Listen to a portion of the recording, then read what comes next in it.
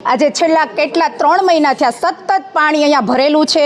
એટલો રોગચાળો ફેલાયેલો છે। અમે રસોડામાં કોઈ કામ નથી કરી શકતા, ચોકડીમાં કોઈ કામ નથી કરી શકતા। સતત આવન જવન કરવા માટે અમારે રહેવાનું તો રસોડામાં ને, લેડીઝને ટોટલી કામ ક્યાં હોય છે?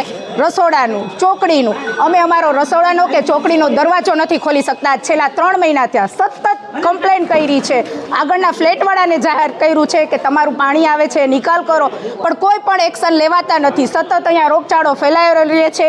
આજુબાજુમાં નાના છોકરાઓ બીમાર પડે છે, મોટાઓને પણ એટલી તકલીફ પડે છે કે અહીંયા રહી નથી શકતા અમે।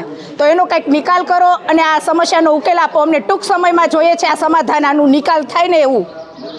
મારે 2 જુડવા છોકરા છે, દીકરો દીકરી 9 મહિનાના છે। આજે હું 2 મહિનાથી સતત એની દવા કરું છું, શરદીને તાવ અને જાતો નથી। મારે રોજ તાવની બોટલો ખાલી થાય છે। આ છે સરકારનો સોલ્યુશન? નાના બાળકો સામું તો જો આટલી કમ્પ્લેન કરવા છતાં પણ સરકાર નથી એક્શન લેતી, તો વોટ માંગવા શેની સરકાર આવે છે? બસ અમને ટૂંક સમયમાં આ સમસ્યાનું સોલ્યુશન જોઈએ છે, બસ।